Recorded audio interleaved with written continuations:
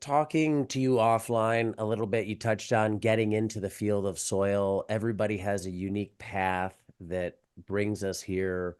What was it that initially made you say, I want to go back to school and study soil? Yeah, that's a great question. So I did my undergrad in business management and political science, actually. I was working in corporate sales for 5 years after undergrad, and I think just being out in the world on my own for the first time, preparing meals for myself, reading not just because I was told to read something for school, but because I was interested in it. I started learning a lot about health and nutrition, a lot about environmental challenges, sort of global politics, geopolitical issues. And I I just kept seeing all these challenges that we were facing as a society, as a planet. And um, the more I dug in on a number of different issues that you would think traditionally are not related, I just kept seeing everything going back to soil. That was literally and figuratively the root of the problem was how we managed land, how we cared for or didn't care for in some cases our soils. Um, and as I kind of started learning more about soil and agriculture, I started realizing that there was a very large disconnect between science and the populace, science and policymakers, science and industry. And so a lot that affects our decision-making abilities, right? If we're not well informed, then we don't always choose to manage land or use land in the appropriate ways. And so I think I decided that I guess I kind of was thinking, how can I use the skill sets that I have from my previous life, and apply them to this issue that I was becoming increasingly passionate about, and really saw an opportunity or a need for bridge builders, people who could bridge the gap between those worlds, who could help translate the science. I know we were talking about this earlier, but there's just so much research out there that's been done that is sitting on a shelf somewhere and hasn't been translated to the people who need it and can use it effectively. It hasn't been translated to farmers, for instance, or ranchers. And so, yeah, I think I saw a need for someone who had the breadth and the depth of knowledge to really understand and grasp these concepts, but the ability to communicate and translate those to others. And the natural path then was to go get a PhD in soil and biogeochemistry, at the University of California, Davis, which I completed, I guess, 3 or 4 years ago now. Right on. Yeah. How much how much of a gap is there between what's known in academia and what's being practiced in the real world? So, I mean, a parallel would be you have some isolated society dragging around stuff on sleds, and one county over, they've invented the wheel long ago and made things so much easier. When you look at research that's been done in the field and where farmers and any just not even just farmers, but people involved in agriculture at various levels, what they're practicing, is it is it ignorance? Is it lack of knowledge? Like, I just don't even know it's there. What what's the gap? Yeah, I'd say there's quite a few gaps, and it's definitely a wicked problem, as they say. It's something that is really there are multiple facets that play a role. But from the research perspective, I would say, not only is there far more to learn about soils, and we know a lot more than I think we're using at times, um, but it really is the final frontier, so to speak, and there's still much to learn about all the different organisms living there and the functions that they fulfill, and kind of how that feeds back into global cycles.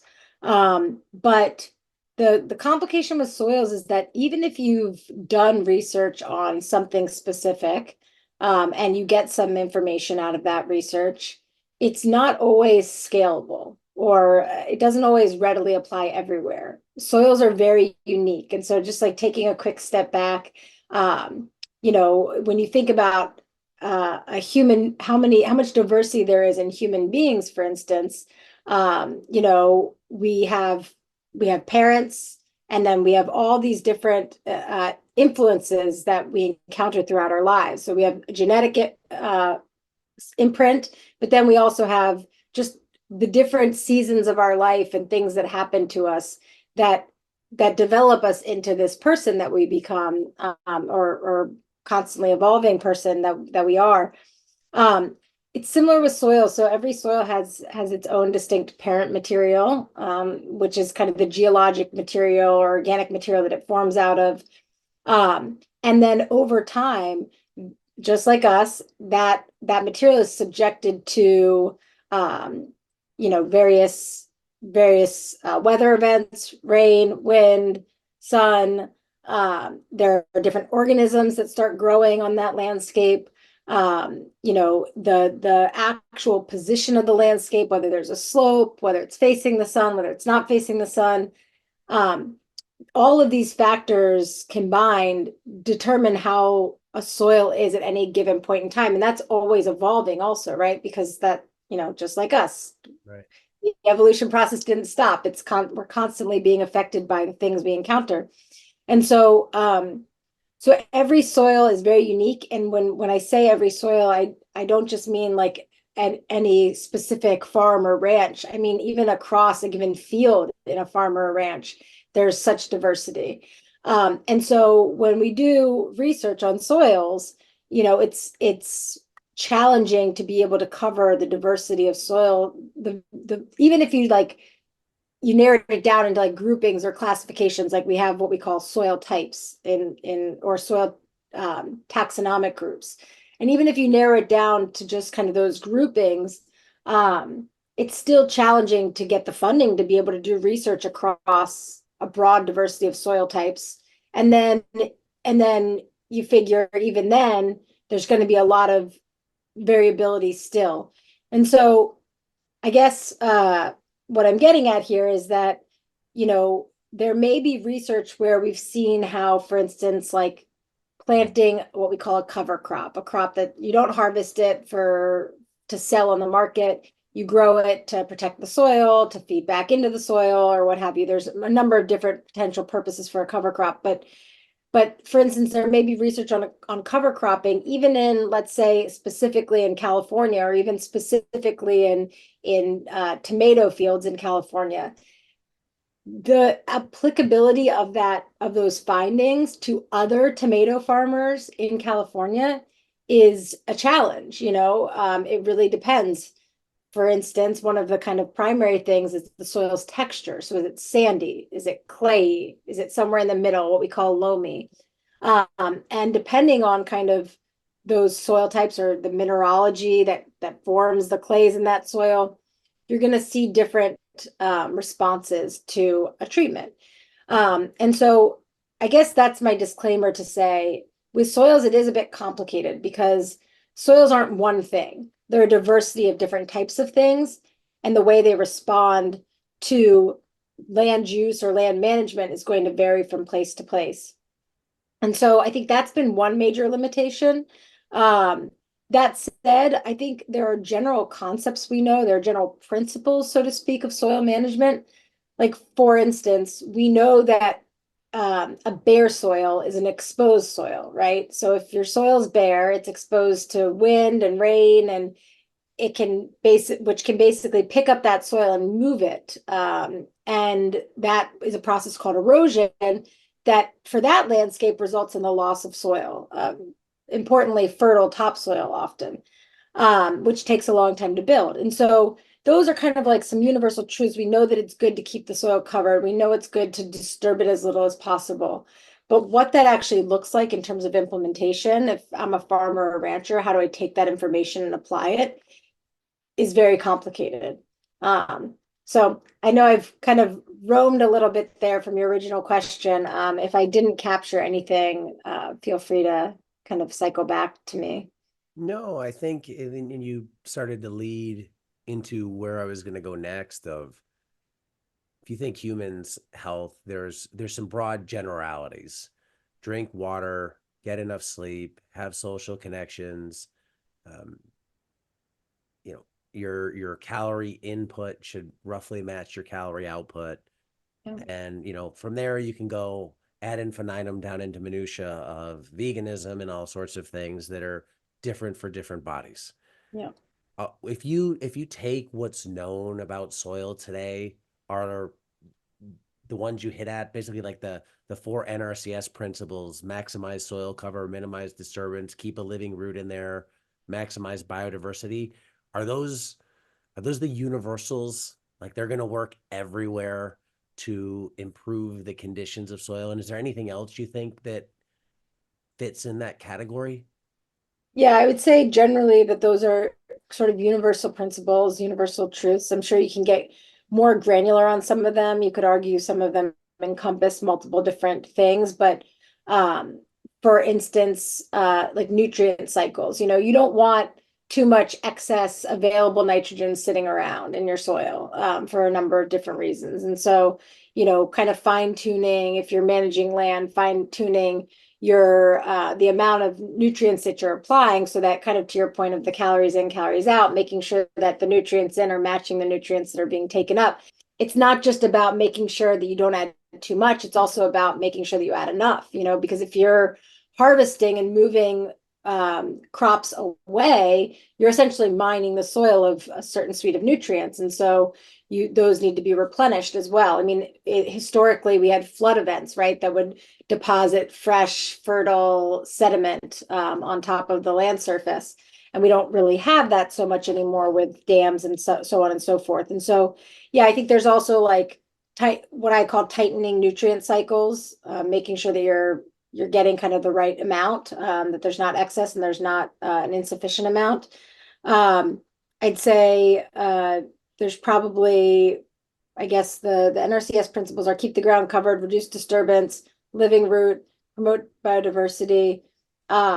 There's obviously a lot of nuance into how irrigation management happens, making sure again that you don't apply too much or that there's, not insufficient amounts of water. But yeah, those are the general universal principles. The issue is, and this goes back to your previous question, the issue is that it's not just about knowing what to do. Like even if we could well educate land managers about kind of these principles and not just teach them the principles, but teach them how to think about applying the principles in their unique context, there's still huge barriers around economics, around policy. Sometimes there's an actual legal reason why a grower can't implement a management practice that would be good for their land. So the classic example is like if you're in an almond system and you depend on harvesting your almonds off the floor, you need a bare floor, a clean floor, as they call it, to be able to do that. And so, that limits your ability, one, to have a cover crop, two, to bring animals in. If you're harvesting food off the ground, obviously there could be a food safety issue with animal feces and the food. And so, it could be a policy thing. It could just be an economics thing. I'm a little wary of the economics justification because I think so much in our agricultural system today is skewed from an economics perspective. We have lots of subsidies in place that promote certain behaviors, and so it kind of skews the uh, actual dynamics of the market, right? Um, and I think that if we shifted our priorities, it is possible that these practices could pencil out. But as of right now, and I mean, this is kind of the reason we're where we are today, is because the economics have favored reducing costs at all, everywhere possible, right? Because the price of food has been kind of a race to the bottom, and there's some justification behind that around, like food security, making sure everyone has access to food, affordable food. But in an effort to make food more affordable, we've kind of priced growers out of managing in a way that also contributes to different services that farmers and ranchers can provide. So not just providing or the provision of food and fiber, but also, being stewards of our water cycles, stewards of our carbon and nitrogen cycles, promoting biodiversity. And so, in some cases, it can be a more expensive way to manage.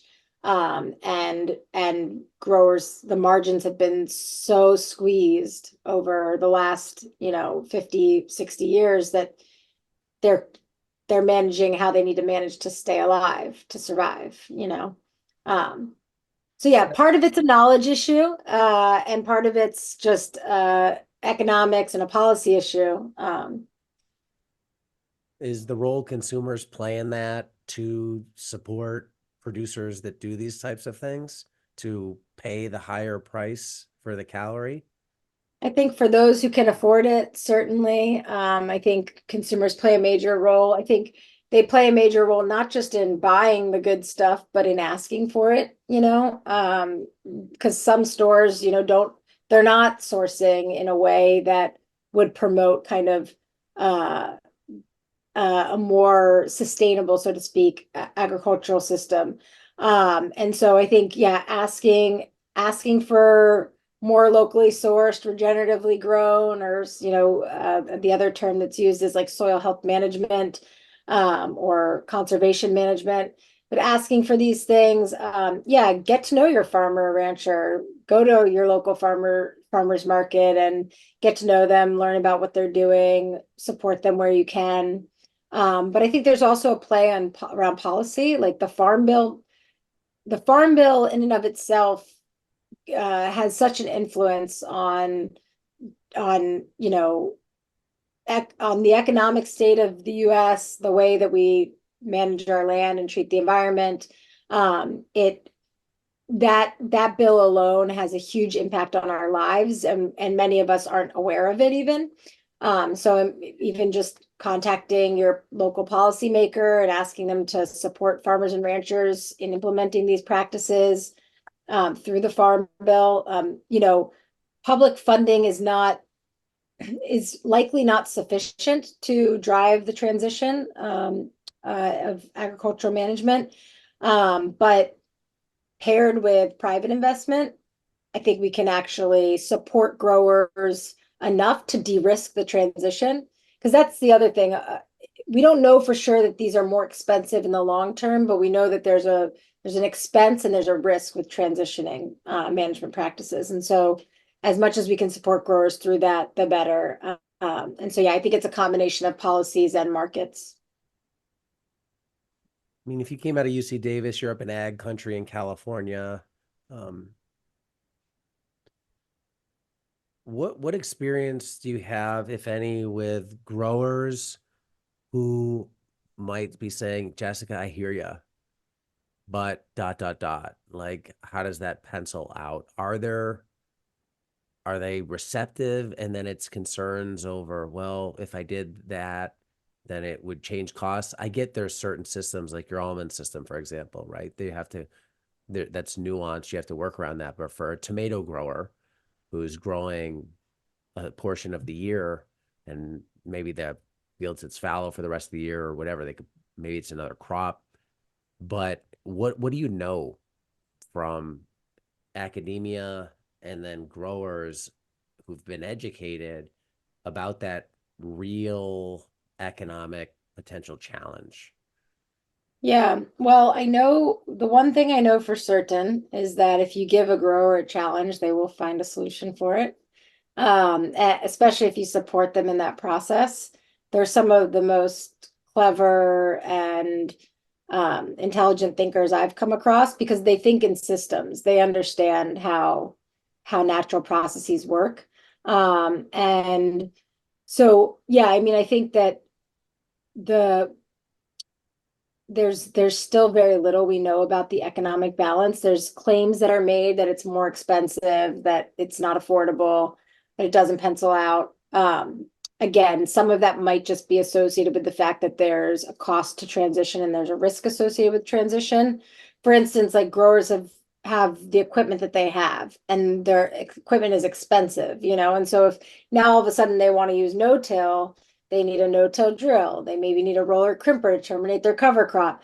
And those things cost a lot of money. And so, yeah, I mean, I think we know generally speaking, but the way we usually look at economics and agricultural systems, or at least we do in California, is something called cost return studies.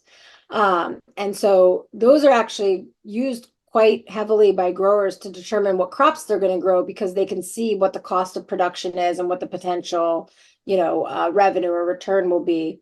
And those basically go through and they document every cost associated with managing or growing or cultivating a crop.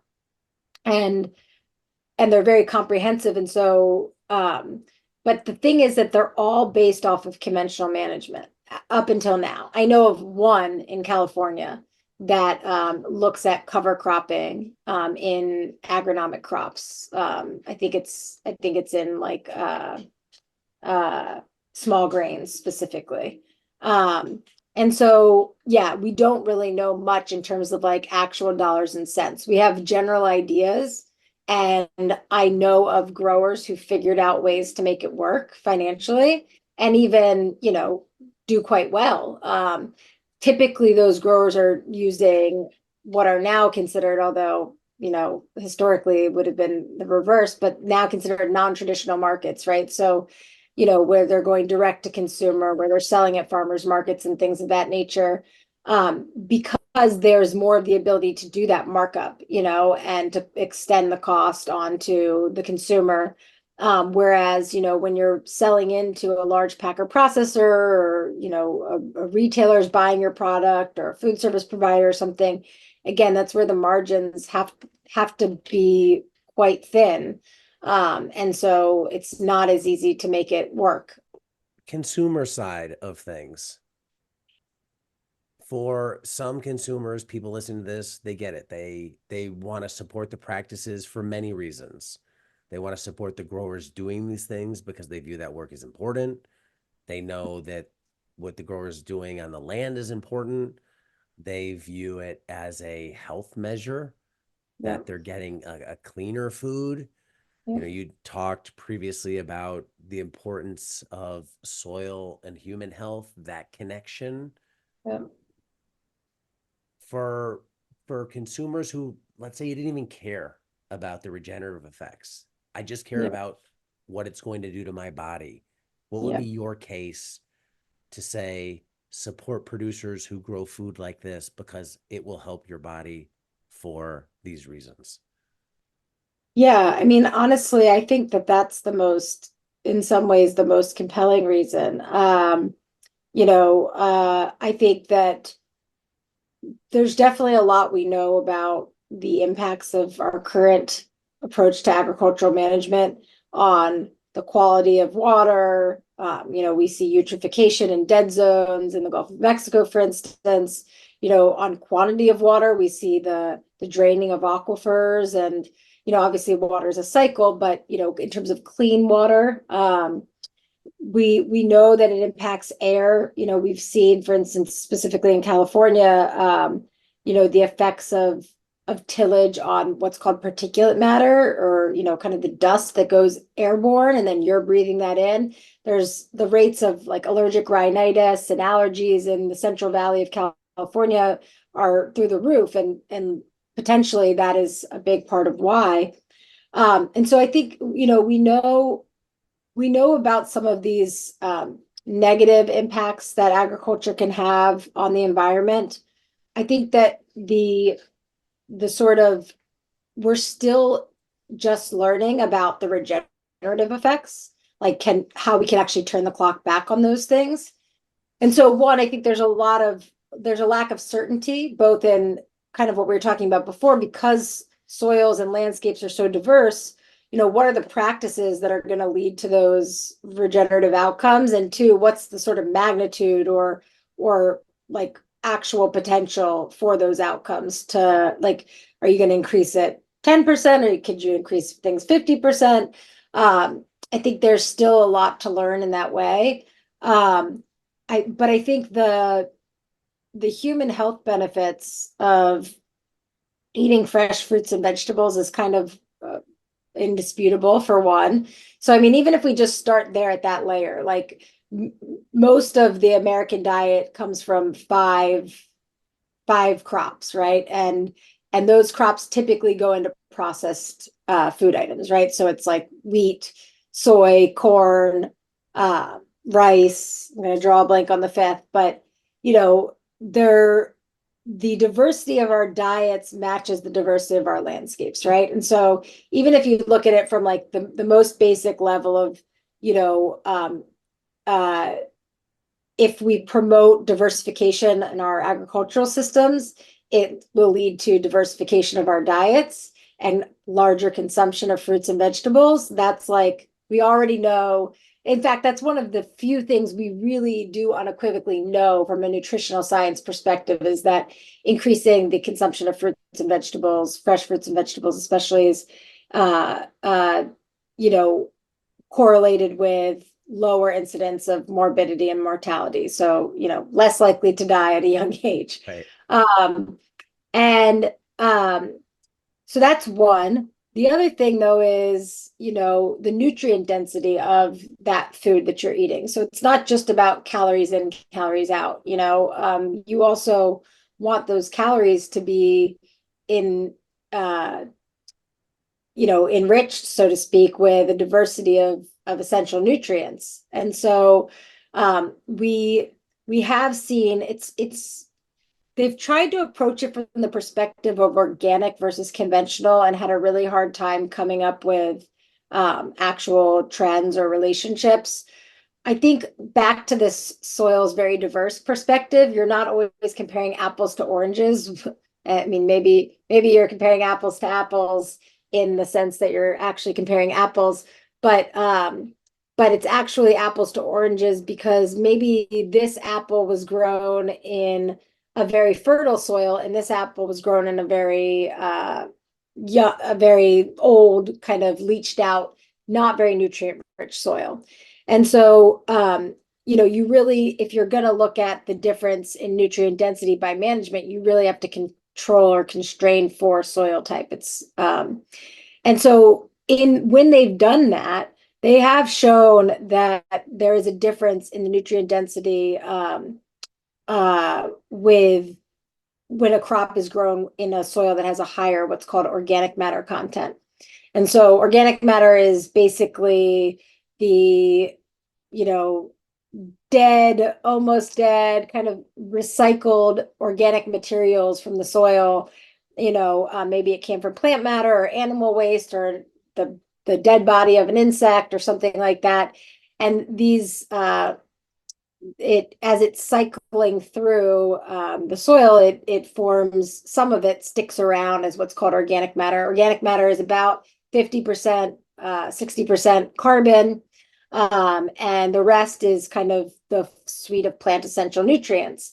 And so when you have more organic matter in your soil, there's a number of benefits you get: more water holding capacity, more buffering capacity with temperature, more diversity of organisms, all sorts of things. But we've also seen that there's a higher level of nutrient density in the crops grown in a higher organic matter soil, which makes sense because that organic matter is providing nutrients to those plants to grow.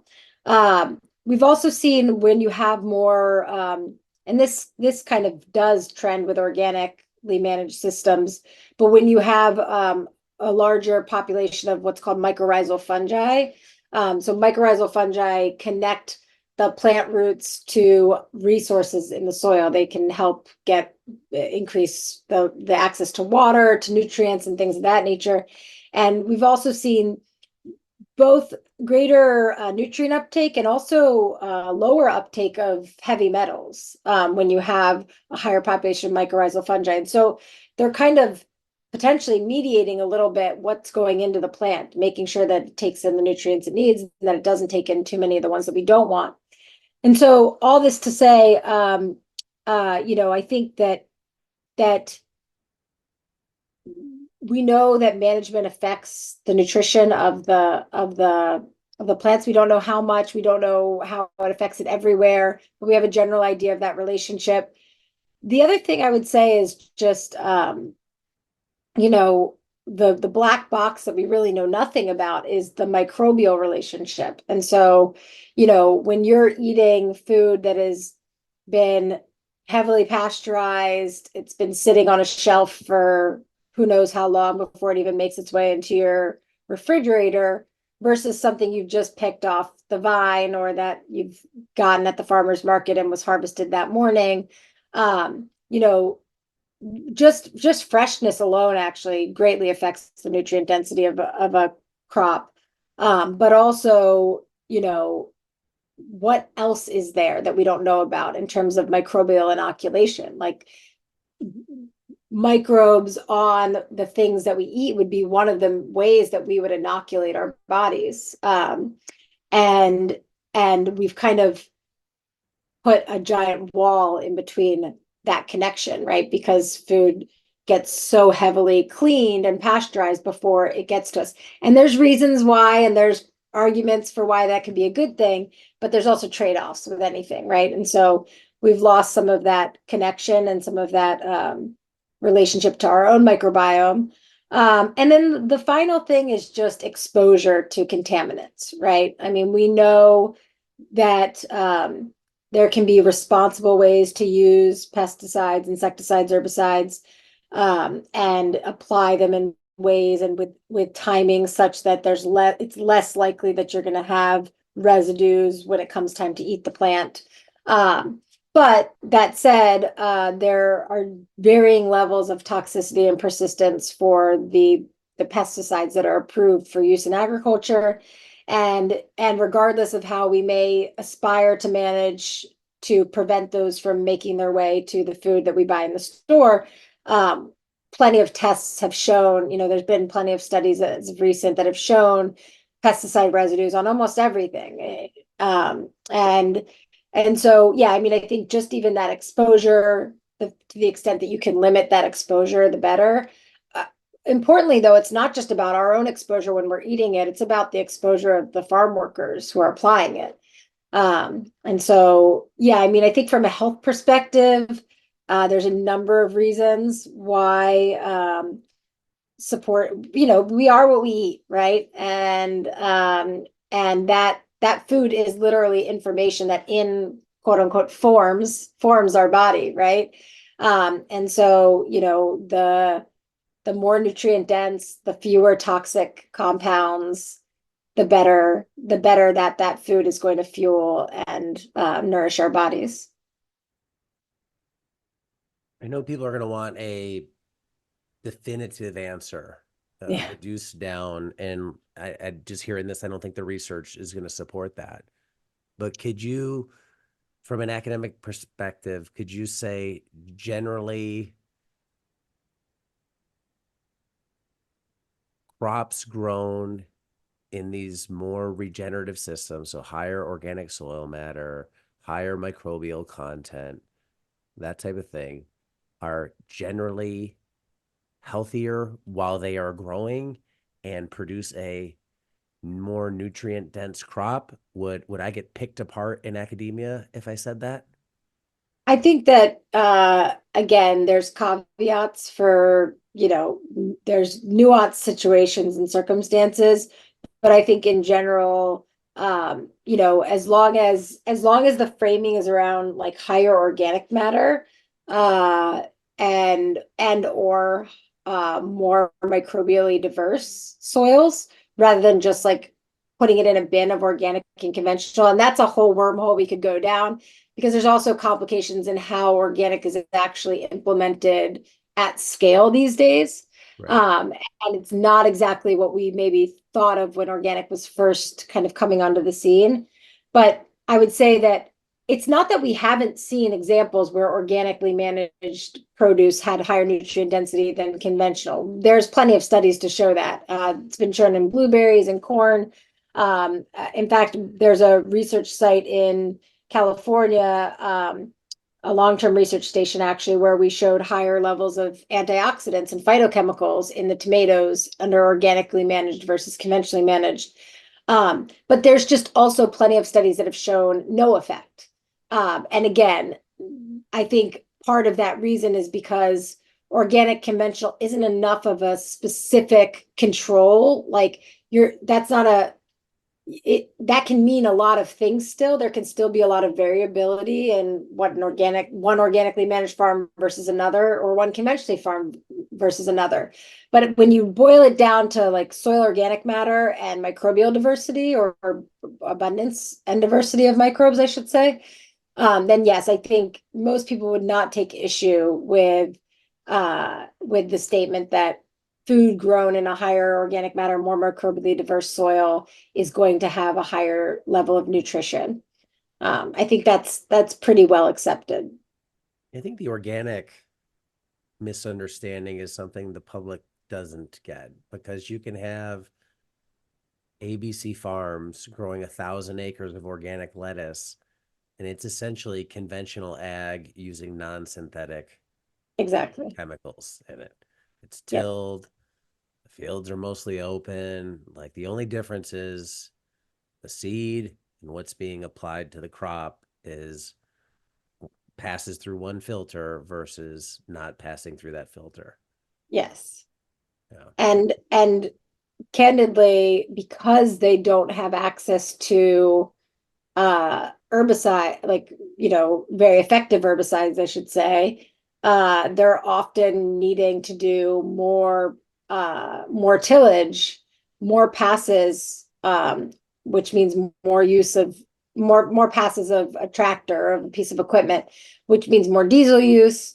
Um, and and yeah, and I think you hit the nail on the head that it's really become just like a substitute system. It's like it's not that it's not what was intended when organic was originally created. And there's actually a group called the Real Organic Project that's kind of working on kind of redefining it back in its roots. But in reality, what has happened, because we've needed to do organic at scale as demand has increased, they've just substituted, like you said, synthetic sources for natural sources.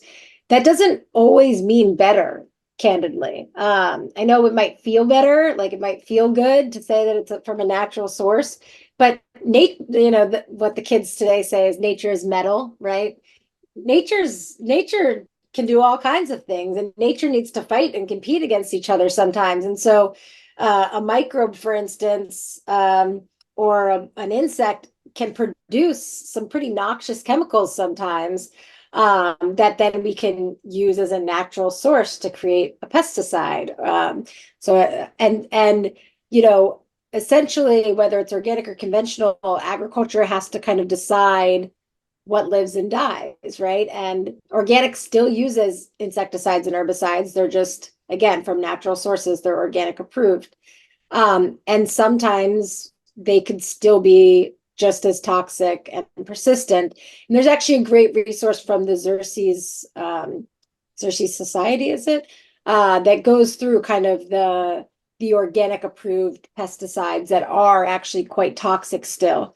And at the end of the day, I think what it comes down to is, because agriculture is always going to have to choose what lives and dies, if we're going to produce enough food to feed people, it really comes down to, are you promoting more life than you are destroying, right? And so, and that's where I think regenerative is really exciting, because it's about regenerating the environment. It's about regenerating life, about promoting more life than you are destroying.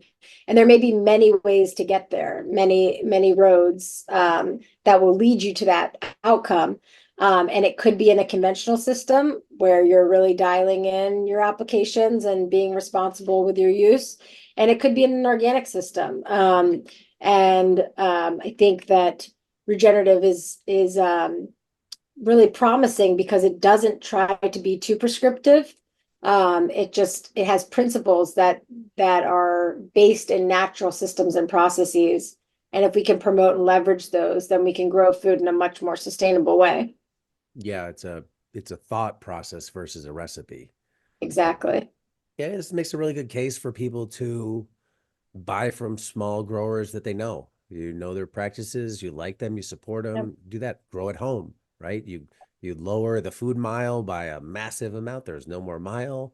The freshness is right there, so you don't have that nutrient degradation because you're eating it right there. You don't have to wash it because you Yeah. know what's been on it. All those types of things. Um, I wanted to dig a little bit into soil carbon here, and eh, let me know. I don't know where this crosses your expertise or not. So, not all soil carbon is equal. You have labile broken down quickly. That's food for microbes. You have more resistant, which would take longer. And then you have inert carbon, that's biochar.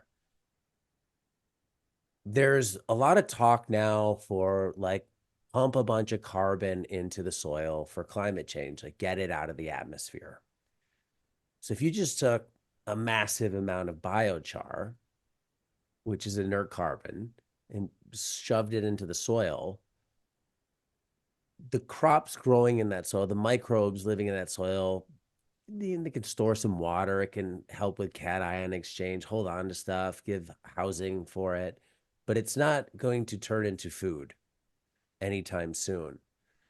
What are your thoughts when it comes to increasing soil organic carbon to favor long-term carbon storage or agriculture? Are they mutually exclusive?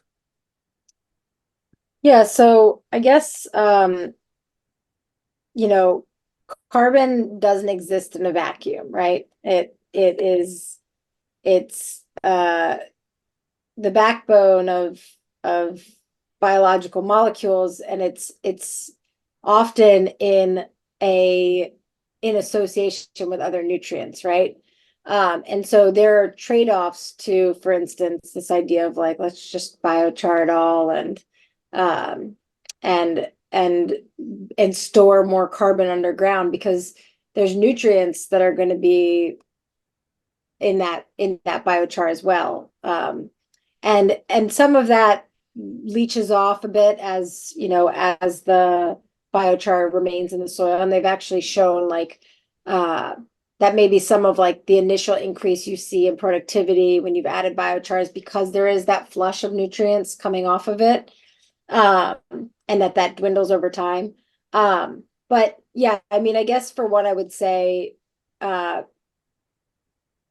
carbon it's complicated because we're looking to we're looking to carbon and soil to bail us out of a situation where we've put a lot of what was inert carbon in the form of petroleum into the atmosphere, right? And made it not inert anymore. um and so but the trade-off is that in soils, carbon is supposed to be used. It's the unit of exchange. It's the currency of the soil, right? It's what fuels organisms. And typically the forms that it exists in for that, again, are are in concert with a diversity of important plant essential nutrients. And so, when you break down a piece of plant matter or animal feces or even old organic matter, you're not just releasing carbon, but you're also releasing other nutrients that are important to life. Um, so yeah, I'm a little wary of the let's just store all the carbon and hold it in the soils forever and try to keep it from turning over, because that turnover is what's fueling the life in the soil. What I like to think more about is the carbon use efficiency. So when carbon is used in the soil, how efficient are the organisms at using it and hopefully storing some of the remainder as biomass. So you used the analogy earlier of like carbon in, carbon out for a human diet, and a healthy soil actually wouldn't match carbon in precisely to carbon out. It would actually it would want excess carbon to store as fat, kind of to your point.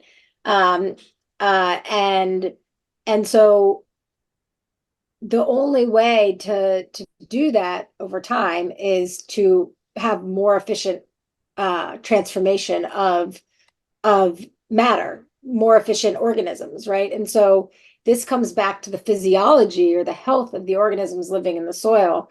And this is something else that we've shown, that when you have an improved in inorganic systems and systems where the land is being managed without the use of too many synthetic compounds, and where compost is being added back in, you do see a higher level of microbial physiology. So there and a higher carbon use efficiency. So that means that more carbon that they're on any given unit carbon that they're eating, more of it is going into their body and being stored as biomass than is being blown off as CO2. And so if we can create soil systems or agricultural systems where we're promoting the physiology of the organisms living in it, they're not having to work as hard to survive because they're dealing with some toxic compound that they've just been exposed to, or the soil was disturbed and the aggregates were broken open, and now they've been exposed to all this oxygen that they wouldn't have otherwise been. Whatever the situations might be that might infringe on their health and physiology, we can create more efficient systems that will store carbon, store more carbon over time. That said, you still want carbon to keep cycling through the system. So it's really, it's hard to fine tune that. And again, this part of this goes back to that we're trying to fix a problem that came from overuse of fossil fuels with storing carbon in soils. Now, all that said, there is a very significant amount of carbon that has been lost from soils just from land use conversion. So going from a natural forest or a natural grassland to an agricultural system or to an urban environment. And then the continued intensification of agriculture. We've lost actually similar order of magnitude of carbon from our soils as we have from the combustion of fossil fuels. I believe it's something like an estimated 270 petagrams of carbon from fossil fuels, and like 215 have been lost from soils. So, when you're thinking about that large of a number, a petagram, right, or a gigaton, it's not too different, actually. And so I think that what I'm trying to say is that storage of carbon in soils is not going to be a long-term, ongoing solution. It's a band-aid that we can apply now to rectify the losses that have happened historically. But the ability to cram a whole bunch more extra carbon beyond what was lost is a very large unknown. We don't know that that's possible. In fact, we have reason to believe it would not be possible, because part of the stabilization of carbon in soils is more of a geologic timescale process. And so, it's happening as soils are weathering and creating spaces on a soil surface where carbon can complex and be stabilized. And so, we don't know whether we can replicate that with management now. So yeah, long-winded way to say that I think that there is potential for biochar as a way of managing waste streams. Like, for instance, when you have a lot of almond production and you have a whole bunch of hulls, what are you going to do with those? You could apply them as a mulch, you could char them and apply them to soils. I think that there's a place for it. I don't know whether it's going to be able to be an ongoing solution to the combustion of fossil fuels. Like, if we keep burning fossil fuels at our current rate, I don't think that soil is going to be like the panacea for that. But we need to return the soil the carbon that's been lost to our soils, not just from a climate change perspective, but from a water holding capacity perspective, from a biodiversity perspective, from just a sustainable agricultural management perspective. It builds resilience to extreme weather events, whether it's drought or flood. And will help with moderating pests and disease, especially as we get more wonky weather events. And so there's so many reasons why we should build organic matter in soils that have nothing to do with climate, with like mitigating climate change or drawing down carbon dioxide. Is my number one point. Number two is just that even if we stuff all the carbon back that we've lost, it doesn't solve the fossil fuel combustion problem. And I guess the third thing I would say is we do need to learn more about things like biochar and their long-term effects on soils. And and we have to also consider that you don't want to tie up nutrients too much. There's trade-offs to that process of storing carbon, that you may also be storing nutrients that you want to be more readily available. Yeah. A lot of thoughts on that.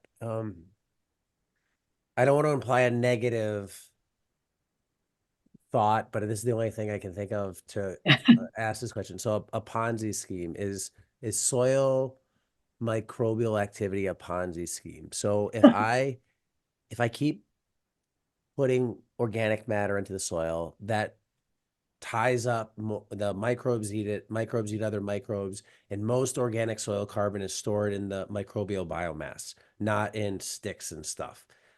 So if that microbial population keeps expanding, eventually it's tying up carbon in its own bodies of the whole system.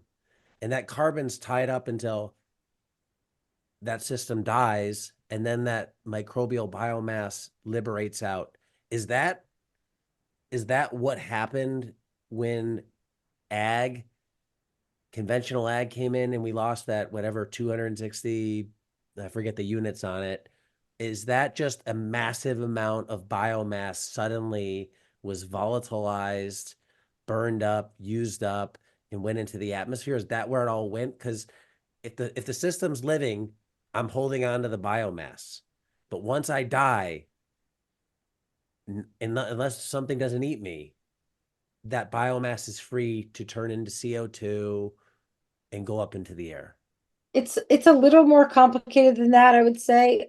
So when you refer to a lot of its biomass, I think what that is in reference to is, since we've had, better imaging techniques and things like that, we've found that 50 to 70% of soil organic matter is actually just dead microbial bodies, or what they call necromass, and the different compounds that microbes produce. And so, it's actually the sort of feedstock or foundation for the stable form of carbon in soils.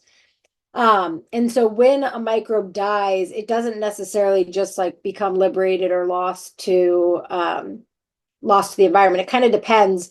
One of the things that they found through some of these more advanced imaging techniques, I think this was using nanosims, secondary ion mass spectroscopy, but they found that and this is where I go back to the whole building of carbon in soils is a more complicated process when microbes kind of can colonize the surface of a clay particle in soils, for instance. And when a microbe dies, again, it depends how it dies, but the cell can lyse or break open, and the contents of it spill onto that clay. That clay has charged properties. So clays are typically negatively charged, and so they can hold on to positively charged things, whether that's like a calcium ion or magnesium, or it could be some component from this microbial cell.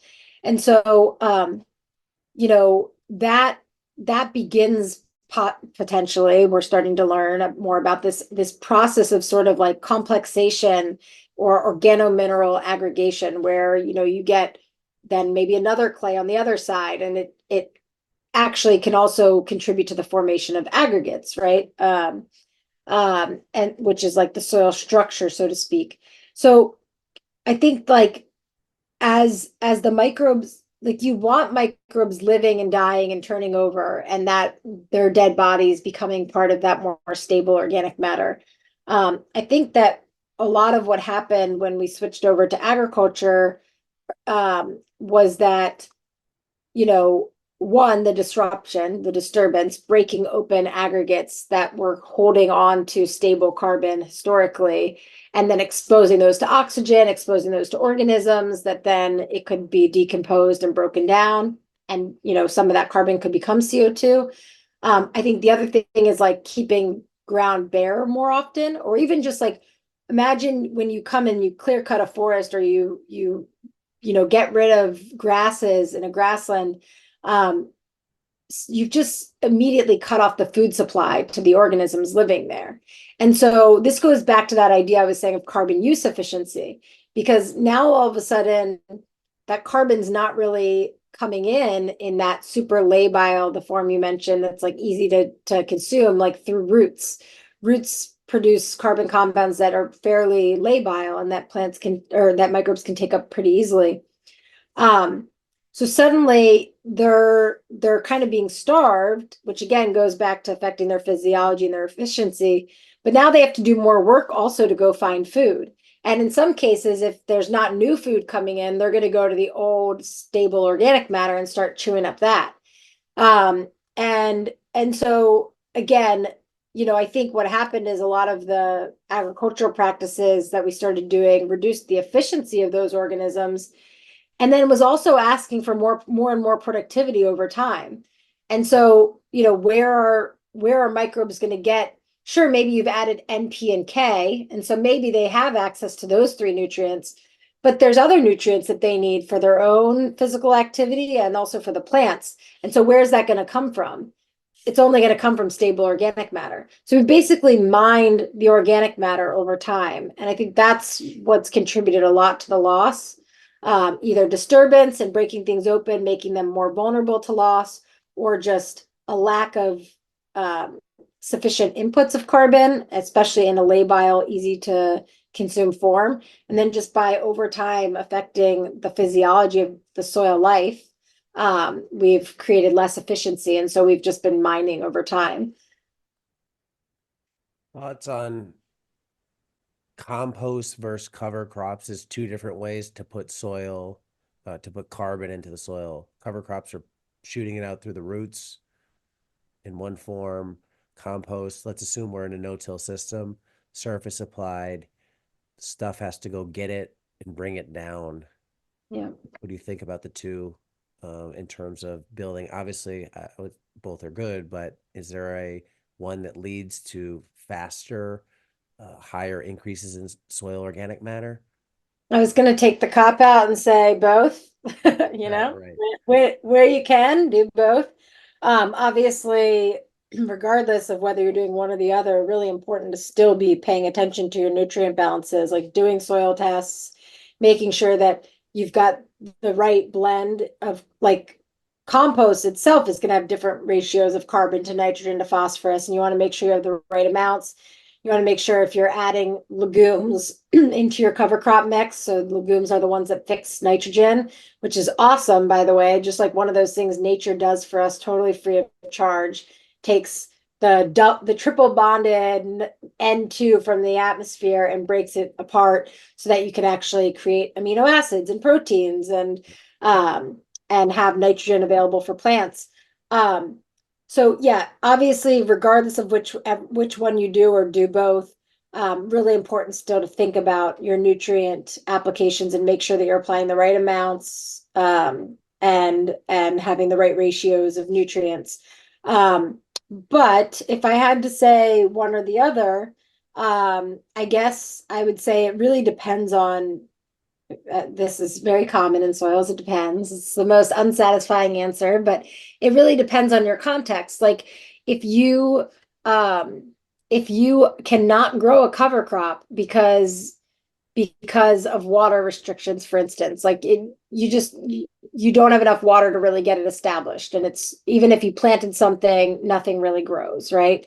Then yeah, compost is probably your better bet. Not only is that going to improve your water holding capacity and just overall water dynamics in your soil if you're in a water restricted environment, but it's a way to get carbon and nutrients into the soil without having to grow a plant that's going to be transpiring. So water going from the soil into the roots and out into the atmosphere.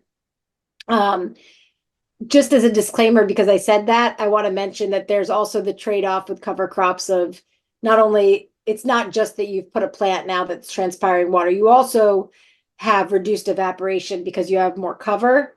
And so it's not, there's still a lot for us to learn about the water dynamics of cover crops. And there may be circumstances where cover crops actually contribute more water to the soil. There may be circumstances where it uses up the water bank.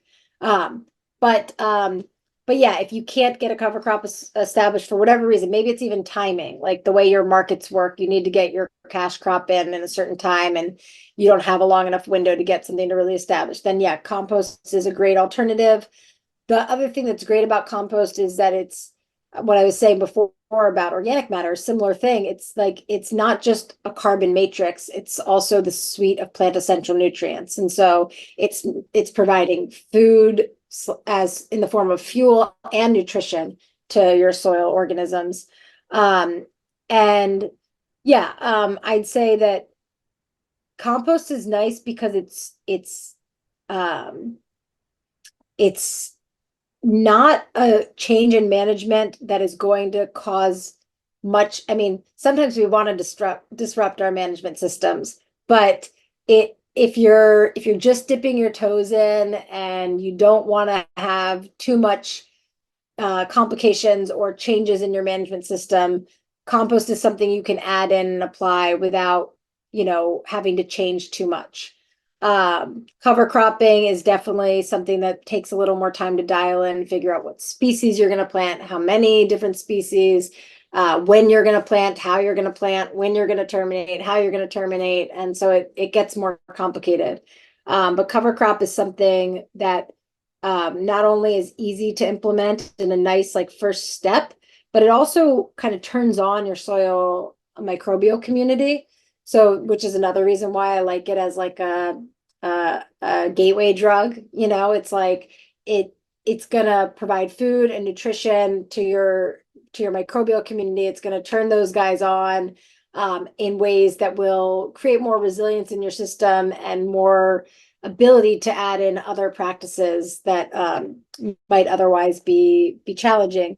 The other thing I like about compost is that, back to this idea of carbon use efficiency, it has that complete suite of nutrients. And so we actually had a long-term research station here in Davis where we looked at the influence of organic versus a hybrid system versus a conventional system.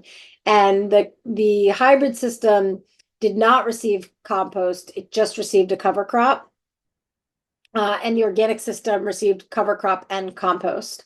And unfortunately, we didn't have another treatment that was just compost, so it's hard to say too much of whether it was just the compost or whether it was the combination of cover crop and compost.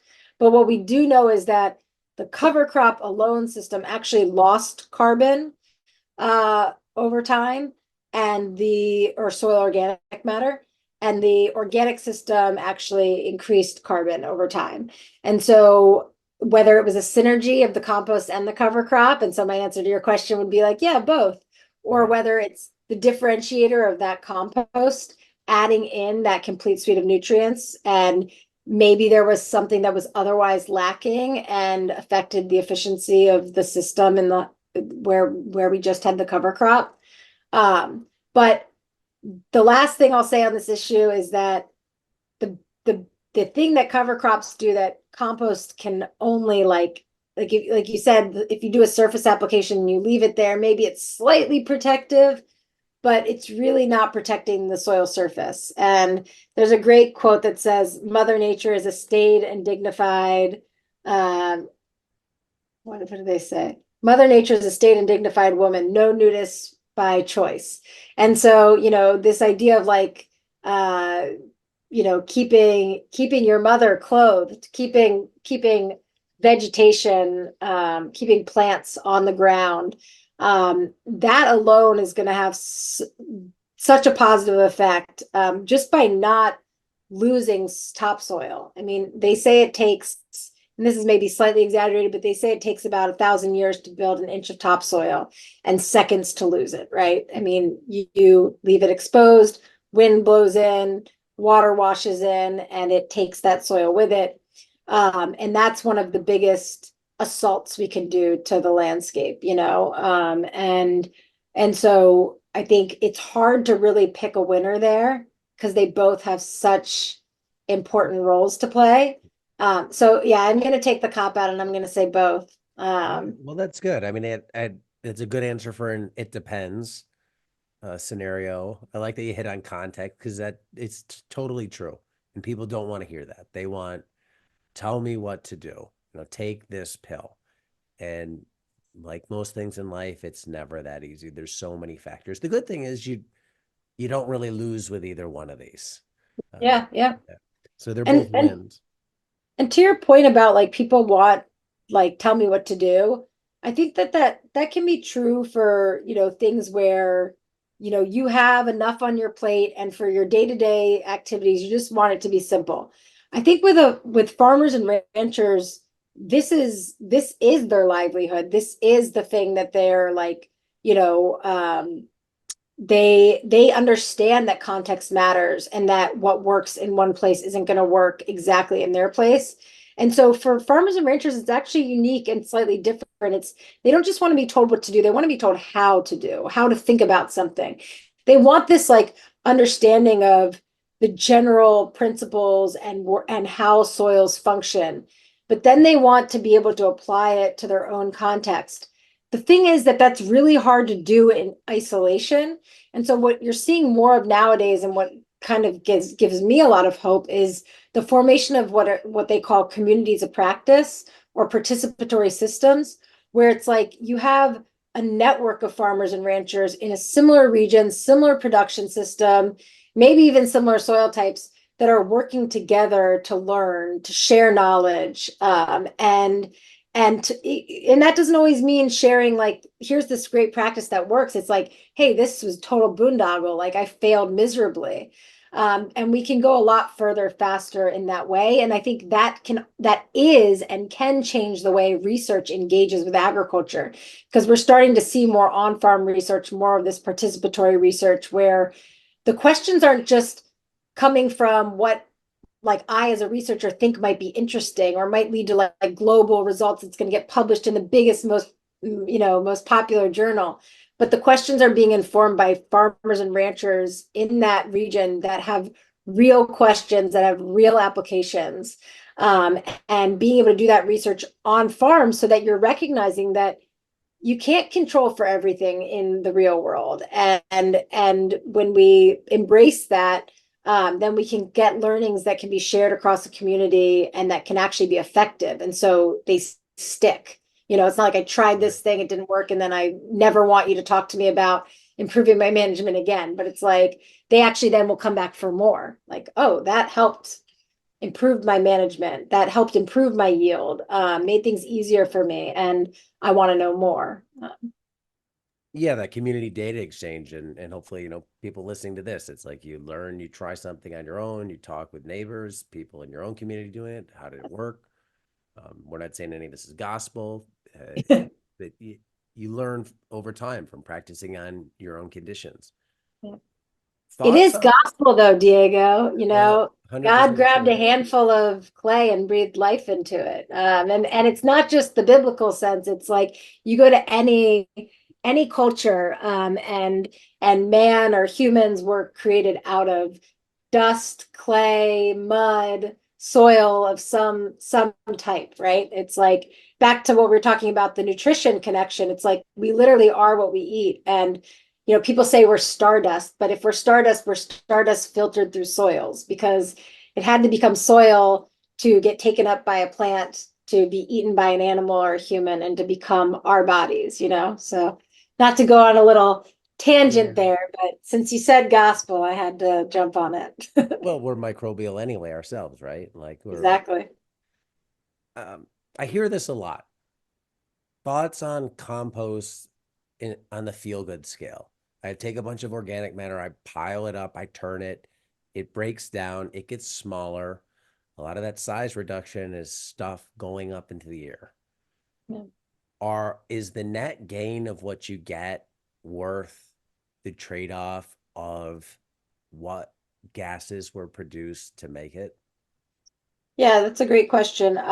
So for one, I think it's kind of funny because I came into soils, a big part of my interest was climate change and the promise of carbon sequestration in soils to offset greenhouse gas emissions.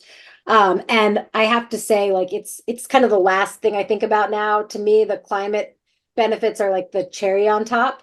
Not only are they the things that we have the most uncertainty around, but it's not a, it's at the end of the day, a grower needs to stay in business, and so it's not going to be the primary thing that drives the grower. And also, I increasingly find it's not as compelling of a story as like the big holistic systems story of like how all of this is interconnected and how, again, like kind of to your point of this question is like all the benefits of compost to me strongly outweigh any losses of greenhouse gases from the production of it. Waste has to be broken down. CO2 will inevitably form in that process. Like it is a carbon cycle, right? It's not a one-way street. It's a cycle, and for every, for not every unit, but as the CO2 is contributed into the atmosphere, there's some plant that is ready to take that CO2 up and put it back into its cells, right?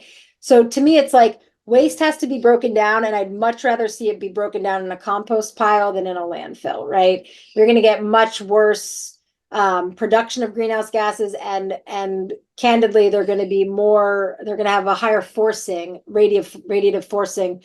So like, for instance, CO2 versus methane versus nitrous oxides, they're more potent greenhouse gases. And so, you're going to get more methane produced in a landfill than you would in a compost pile. And so I'd say like, in a full mass balance, I'd say composting our waste is going to be much more efficient in terms of greenhouse gases than landfilling. And then the other thing is, like I said, just the benefits of compost. And I think there's still a lot of questions around the production of N2O in soils, like how some of these management practices, maybe they reduce CO2 emissions, but maybe they increase N2O emissions, especially when we're thinking about things that are putting nitrogen into the soil, like compost or cover crops. But again, the benefits of, increased biodiversity, increased water holding capacity, increased drought and flood resilience, increased resistance to pests and disease, increased resilience to markets, because from a grower perspective, if I'm beholden to the cost of fertilizer at any given moment and fertilizer prices go through the roof, it's a lot harder for me to get sufficient fertility in my fields. Whereas maybe compost could be something that, especially if you're making it on farm, could just contribute a little bit more to your overall economic resilience. And often you're taking waste products and turning them into a nutrient source, which again is going to contribute to the overall economics on farm. So I would say, and from my opinion, I'd say composting is always worth it. There are policy constraints with like the production of compost. And there are even, really important questions we have to ask ourselves now as composting is becoming more mainstream and they're wanting to have these big composting facilities. That can be a social justice issue. Like where are those things situated? What are the communities that they're nearby, and how does that affect their air quality? The other question that we have around compost is like sufficient supply, right? It's like, even if every city and every town was composting its waste, would you have enough compost to replace fertilizer and still grow enough food? I don't know that that's the case, but the thing is, I don't know that it needs to be, because compost can just be a great little inoculum. It doesn't have to substitute for all of your fertility program. But the distinction between compost and synthetic fertilizer is that, again, it's in this carbon matrix. So not only is it feeding the microbes in addition to providing them, like fueling them in addition to providing them nutrients, but it's in this slow release form. And so less likely to have things like nitrogen sitting out there susceptible to losses. So yeah, I'd say it's worth it at the end of the day. Okay. It's a nuanced question, but I'd say compost is worth it. Yeah, it's like you're dying of thirst in the desert and you're worried about getting struck by lightning or something, right? Yeah, Like we yeah, have to eat, we have to have high quality food. There's a lot of problems with disease and yes. malnutrition and stuff like that. Sure, carbon in the atmosphere will affect the planet, but like we need to be healthy to address that in the long term, right? And if I might just add one other thing about this climate conversation is like, um, the thing that we leave out a lot from the conversation is the effect of land use and land management on climate beyond greenhouse gas emissions. And so, for example, like one of the arguments, this is where I worry about the danger of the what people call carbon tunnel vision and just focusing on the climate mitigation side of things is like, for instance, a lot of people are wary of cover crops now because it could lead to an increase of N2O, of nitrous oxide production. Whether that increase is more relative to over applying fertilizer or not seems to not be relevant to people. They just are latching onto this, like, oh, it could lead to N2O emissions. Um, but at the end of the day, keeping the ground covered has a huge impact on our climate. It just hasn't been quantified. Bare ground has a black box effect, right? The albedo effect.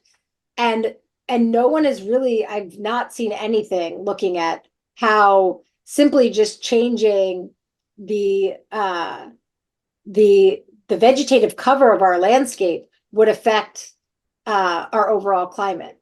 Like how much of a difference of, instead of reflecting sunlight back into the atmosphere, it's being absorbed into plants. Instead of having bare ground where water is easily being evaporated, heat is easily escaping, and so you have these very strong what are called diurnal fluxes from the flux from day to night. So instead of having a lot of soil organic matter and a lot of ground cover that stabilizes some of the moisture and the temperature of that soil, you have these huge fluxes from day to night when you have bare ground and when you've lost organic matter from your soils. We know nothing about the impact of that on our climate. And so, it's it's much more complicated than just the greenhouse gas component. Land use and land management broadly has a huge impact on climate, and both from a perspective of it could be harming, making more extreme weather events, and it could be building resilience to extreme weather events. And so, yeah, I guess I try to focus more on the sort of resilience aspect of climate change than the mitigation aspect. And a lot of this, right, is microbially tied in. The more we can get the microbial community in the soil going, Yes. the better we are. Because that's, again, if you are worried about the atmospheric, that's putting carbon down there. That's helping crops grow. It's tying Yeah. it up. So it's like stimulating microbes is the equation. And the whole feed your soil, not your Not crops. the plants. Yeah, totally. And it gets even more fun and nuanced than that because, it's also about not just feeding them, but giving them an oxygenated environment, right? Like if you have too much compaction, too much flooding in your soil, your water's not moving through effectively. These are all kind of structural problems that can occur from the way we manage soils. um, you're more likely going to produce things like methane, you know. So we call it either oxidized or reduced environments, if you remember from like basic chemistry classes.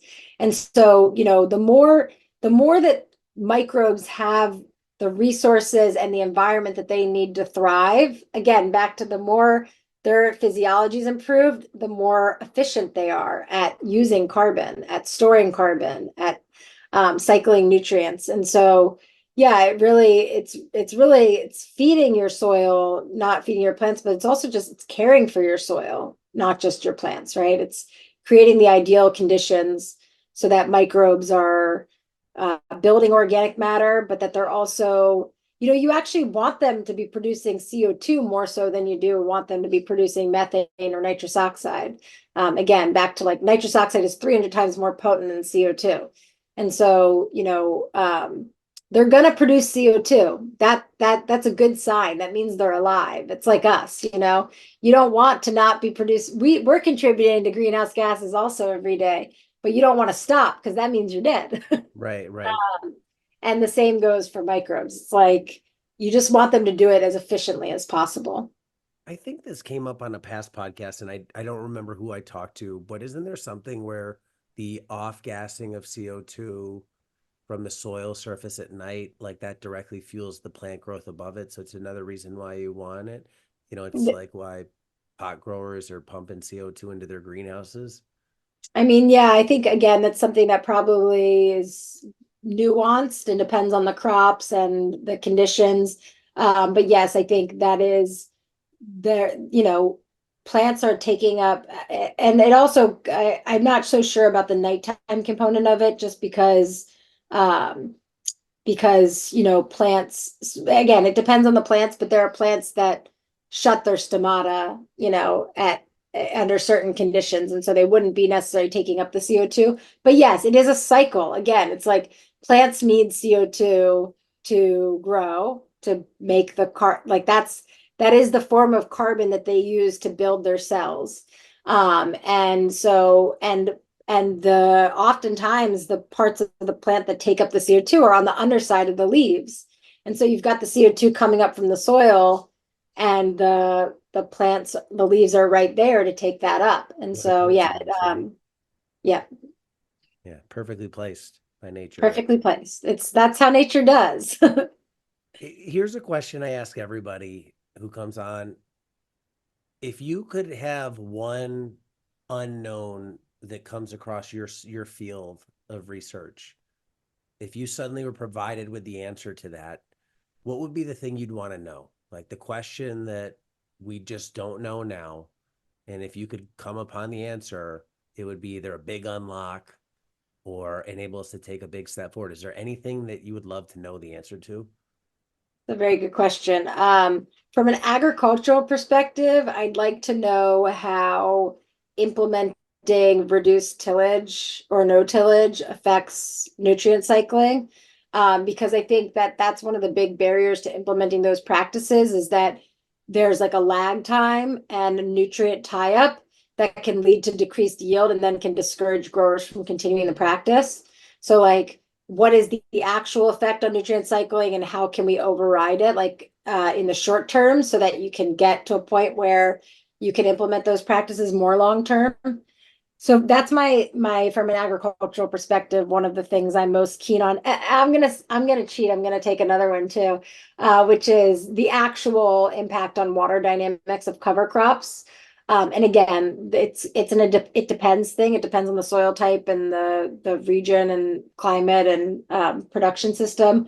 But I'd like to actually know what the water balance is. Is the reduction in evaporation sufficient to offset the losses from transpiration, or when does that become the case? My third one, I'm going to go more of like back to what we were talking about before, that I think is a more compelling argument of like the impact of all of this on our own health and well-being.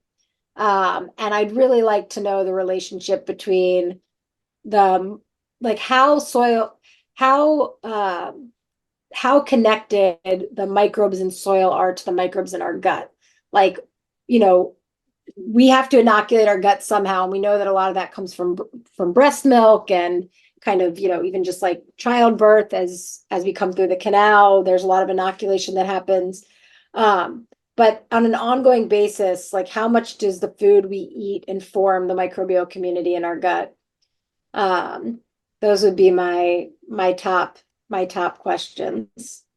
Yeah, the second one fascinates me because the cover crop. So they're preventing, they're reducing evaporation rates off the surface of the soil. Could they be reducing it enough to offset their own water usage? And that's actually a distinct possibility because like I think most people like when I first hear it, I'd be like, no way. They're drinking way more. than they're protecting, but it could be close. Is there any guess now on where that ratio is? So well, the thing is, and oversimplified it. It's not just that they're reducing the evaporation, they're also increasing infiltration Right. because those root channels are creating conduits for water to enter into the surface and to move down into the soil. Um, there actually was recently a study in California, which is one of the areas where, we often say, oh, cover cropping works in the Midwest, but they've got completely different dynamics. They've got more water, da da da. We can't do it here because we don't have enough water. And there was a study done recently across actually a climate gradient across the state because the north gets much more water than the south. And I think something like 8 out of 10 of the sites actually had, and this doesn't mean this is, when I say that there was no significant difference, it's actually a good thing, but there was no significant difference between the fields that had cover crops and the fields that did not, which would say, in theory, that the reduction of evaporation and the increase of infiltration was sufficient to offset the loss from transpiration, right? So in the end, not having a plant that didn't contribute any transpiration, but having more evaporation and less infiltration was equivalent or equal. So conventional practice was equivalent or equal to having a cover crop that is transpiring, but is also reducing evaporation and increasing infiltration. And so, yeah, when I say no significant difference, it just means that adding this cover crop in did not have some negative effect on water use relative to the status quo conventional practice. So that's good because if I'm a grower and I'm trying to decide whether to adopt this practice, I want to know that it's not gonna, skew my current like that it's not gonna require me to use more water, basically. And the Uh conventional practice was a fallow field. yes. Yeah. Does that also account for organic matter residual from a previous cover crop? Like that's It's just a now It's soaking a it up? good point. I'm sure that that plays a role as well. Like even if the organic materials from the cover crop system aren't fully or stable organic matter yet, they still could be holding on to more of the water as well. Whereas the bare ground, especially if it's been bare for a long time, then likely there isn't a whole lot of organic matter, especially in California where it's hot and dry and you're kind of Right. baking off. If you have bare ground, you're baking a lot of that organic matter off. Um, yeah, so we're starting to see some indications that are promising. But again, this is where it becomes like we were talking about before. Sometimes it's a policy issue. Like right now, there's a policy in California called SGMA, Sustainable Groundwater Management Act, and they're dinging people if they have a plant in the ground. Like they're just calling it water usage. And so if you have a cover crop, you're getting dinged by SGMA, and that's going to deter growers from doing it. Even if the economics pencils out, and even if they show benefits, like if they're getting fined for it, or if at some point it becomes like a regulatory requirement, then that's going to be a significant deterrent. Yeah, super interesting stuff. Well, I want to thank you for taking the time to come on today and share your thoughts. I think you have a unique view, coming from the non-academic side, getting into it and helping bridge what you're learning there with what a lot of us outside of educational institutions like that, looking at it day to day, are thinking. So thanks so much. Thank you. I really appreciate having the conversation and for you having me on the show today. Yeah. All right, right on. That's it. Diego, if I could bother you, is it possible to just repeat the first question you asked me about how I got into this field? I feel like I left out an important component that relates to some of the things we ended up talking about. Sure. Do you Yeah. mind if I No, do no, a I'm no. still recording. Yeah, I can go stick it back at the beginning. All right. Okay. What were- what initially got you into the field of soil science? Yeah, that's a great question. So, I actually did my undergraduate in business management and political science. And after undergrad, I ended up in corporate sales, eventually working my way into a pharmaceutical sales position. And I was selling a couple different drugs, but two notable ones. One was an antibiotic, for upper respiratory infections, and one was a cholesterol lowering medicine. And what I found interestingly was that I had doctors who were telling me that they were finding better results, for instance, with the cholesterol lowering medicine by switching their patients to whole grain cereals or having them add a teaspoon of flaxseed into their morning breakfast. In the case of the antibiotics, it was my job to sell as much as possible. And so, we were trained to think about things like comebacks for the doctors, like, a patient feels more comfortable going home with something. Even if it's a placebo effect, it's going to help them get better faster. And at the same time, I started learning about antibiotic resistance and the importance of like responsibly using antibiotics. These things are like a gift from the soil, actually. Most of our antibiotics are produced by microbes in the soil. But they're a gift that we should use very responsibly. And we've been in recent years seeing major issues with antibiotic resistance, which can cause a huge human health impact. And so it was things like this that I was learning about. And then just also like being an adult on my own for the first time, preparing food for myself, doing some kind of recreational reading and learning more about some of the environmental challenges, geopolitical, social justice issues we were facing. I just was increasingly overwhelmed and kind of paralyzed actually by the problems that we faced. This like they feel too big and too challenging that you're almost kind of you throw your arms up in the air. And so I really started looking for and craving solutions, things that we could sink our hands into and actually start to make positive impacts on the world. And no matter what it was, even the most disparate fields that would otherwise seem totally disconnected, everything just kept taking me back to soil. And so I did the natural thing, which was to decide to go back and do a PhD in soil and biogeochemistry at UC Davis. I really wanted to get the breadth and depth of knowledge necessary to be an effective translator for some of these concepts. I think in my own experience as a pharmaceutical sales rep, but then increasingly as I started learning more, I saw a huge disconnect between science and the populace, science and policy, science and industry. And I felt there was a real strong need for bridge builders, people who could translate and bridge the gap. And so, yeah, I wanted to kind of take some of the skills that I had learned in my other life and find a way to apply them to something that I was really passionate about and something that could help people. So, yeah.